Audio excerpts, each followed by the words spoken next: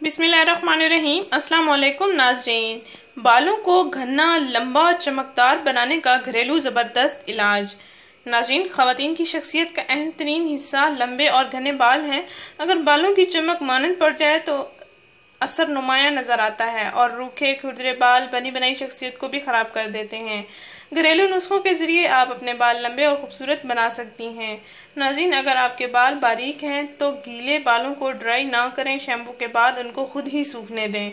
Shampoo के बाद अपने बालों को जो खुश्क ना हो, जो ड्राई ना हो, जो बारीक ना हो, उन बालों को तौलिया से साफ कर लें। वो ख़वातीन जिनके बाल कम बढ़ते हैं, जिनके बालों की ग्रोथ बहुत कम होती है, तो वो इस तरीका इलाज को ज़रूर अपनाएं।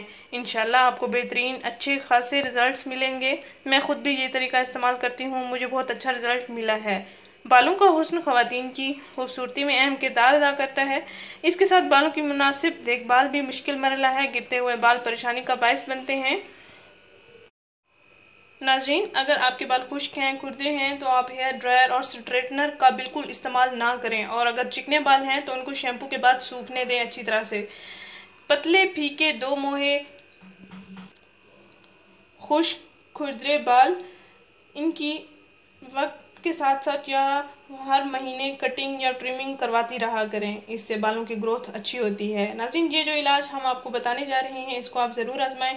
बालों को लंबा करने के लिए बालों में जैतून का तेल का मसाज करें, क्योंकि बालों में मसाज करने से खून की रवानी सर की खोपड़ी में बढ़ती है और बालों की ग्रोथ में इजाफा हो जाता है। फिर बाल खूबसूरत, अच्छे, घने, खूबसूरत, चमकदार हो जाते हैं।